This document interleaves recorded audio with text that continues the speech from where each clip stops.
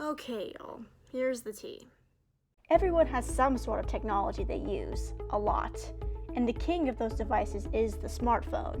The average smartphone user touches their phone 2,617 times a day and uses them 2 to 4 hours a day. It is hailed for revolutionizing communication as tools used for creating connections and easier, better quality of life.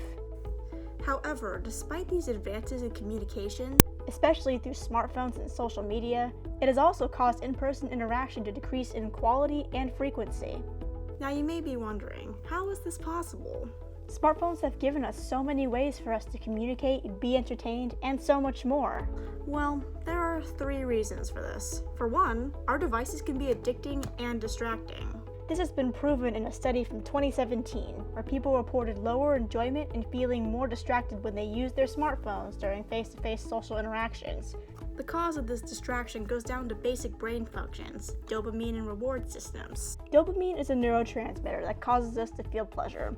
Cognitive neuroscientists have found that rewarding social stimuli activates these dopamine and reward pathways, and smartphones have provided us with a basically unlimited supply of social stimuli, positive and negative.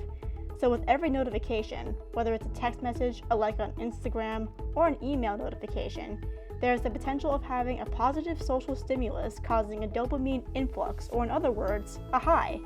So the more you're using the apps on your device, the more pleasure you can get from it, and the more power it has to take you away from an in-person social interaction. Another reason is because our devices have changed the way we communicate. Unlike in-person communication, communicating on a device via instant messaging allows people to take time to edit and think about their response. It also allows for more socially accepted gaps in the conversation, the ability to conceal the truth, and the use of emoticons to elaborate the meanings of statements, as noted in a study conducted in 2007. While this platform gives people more power over their conversations, it also has the potential to harm their in-person social abilities, as a study conducted in 2013 found that those who preferred online communication were perceived less socially skillful than those who preferred face-to-face interactions. Consequently, this lack of preferred face-to-face interaction can lead to social intimacy problems, as pointed out in a study the year prior. So technology has revolutionized the way we communicate, just not as positively as we may assume. These changes in our behavior damages our quality of life, socially and in general, by increasingly causing harm to our mental health. This is especially apparent on social media platforms with younger adults. A study in 2017 evaluating adults between ages 19 and 32 concluded that people with higher social media use were more than 3 times as likely to feel socially isolated than those who did not use social media as often. This is because passive consumption of social media content, as opposed to active communication, is associated with decrease in bonding and increase in loneliness. In addition, the authors of a 2016 systematic review found a link between social networks and mental health issues, such as depression and anxiety.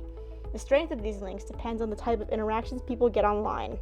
For example, Facebook users tend to attribute the positive content they see to the poster's personality, rather than situational factors, especially for those that they do not know personally. This can cause people to make inaccurate comparisons of the lives presented on social media and their own, leading to feelings of dissatisfaction. We don't have to feel this dissatisfaction. We don't have to let our social life and therefore our quality of life suffer due to our reliance on technology. It is time for us to take control by creating boundaries. We can create boundaries with ourselves by turning off notifications, removing toxic apps, downloading helpful tools, and more. We can also create institutionalized boundaries, ones that are maintained through policies that no longer allow tech companies to thrive from an economy where a human is worth more when it is depressed, outraged, polarized, and addicted. This can be done by creating a conversation that informs people of the damage that has been done. We can also take a stand by volunteering and donating to nonprofits like the Center for Humane Technology and the Future of Life Institute. Through our actions and support of these organizations, we can fight for a world where tech companies can run with society's best interests in mind. A world where we can enjoy the benefits of technology without it destroying us.